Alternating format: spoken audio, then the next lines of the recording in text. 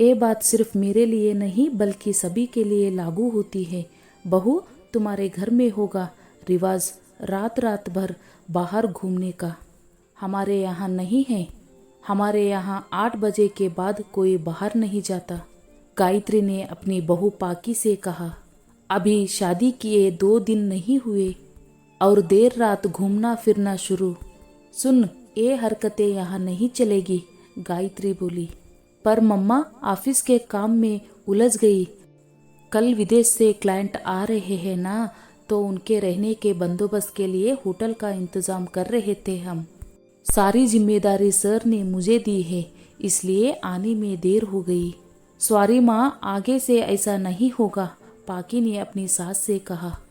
अगले दिन सुबह जल्दी उठकर सारा काम खत्म करके पाकी माँ के कमरे में गई और बोली, माँ मैंने सारा काम खत्म कर दिया है, अब ऑफिस के लिए निकल रही हूँ। हो सकता है आने में देरी हो जाए, पाकी ने बोली।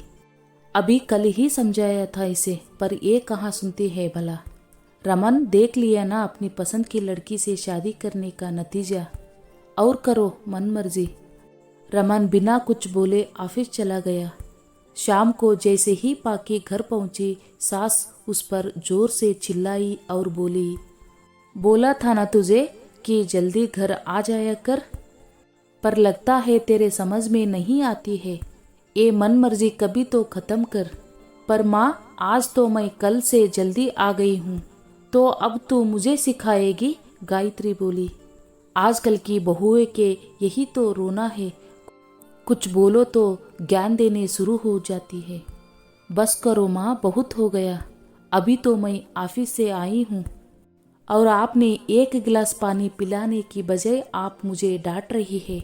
अगर मेरी कोई गलती हो तो मुझे आप चाहे तमाचे भी मार लो, पर बिना किसी गलती के मैं क्यों आपकी बातें सुनूं?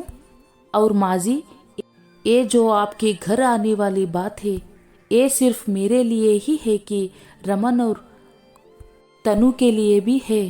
वो चाहे कितनी देर बाहर रहे, आप कभी कोई सवाल नहीं करती और ना ही फोन करती है कि कहीं वो डिस्टर्ब ना हो जाए। माँ, मैं घर और ऑफिस का काम से नहीं थकती जितना आपके ताने सुन सुनकर थक जाती हूँ। ना मेरा ऑफिस के काम में दिल लगता है और घर में आकर भी टेंशन ही रहती है। माँ को चुप हुआ देख पाकी बोली, माँ, ये जो कानून है ना, ये सिर्फ मेरे लिए नहीं बल्कि सभी के लिए लागू होती है। शादी हमने आपकी रजामंदी से ही की थी, कोई भाग कर नहीं की थी कि आप हमें दोष दे। उस समय तो आप बड़ा चढ़ा कर बोल रही थी कि मेरी बहू मॉडर्न है, कमाने वाली है, हम किसी बंदिश में नहीं रखेंगे उसे।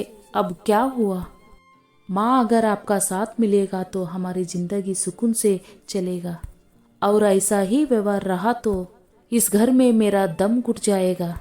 बस यही वजह होती है कि बहुएं संयुक्त परिवार में ना रहकर अकेला रहना पसंद करती है, और वो माँ बाप से बेटे को अलग करने वाली बुरी बहू बन जाती है। माँ, अब निर्भर आप पर है, आप हमारे रिश्ते को किस नज़र से देखना चाहेंगे, सास बहू की नज़र से या माँ बेटी की नज़र से? इतना कहकर पाकी अपने कमरे में चली गई। अगले दिन बिना किसी रोक टोक के गायत्री ने पाकी को मुस्कुराते हुए ऑफिस भेजा। अब पाकी को ताना देना खत्म हो गई थी और अब पाकी भी पूरी मन के साथ अपनी जिम्मेदारी निभाने वाली थी।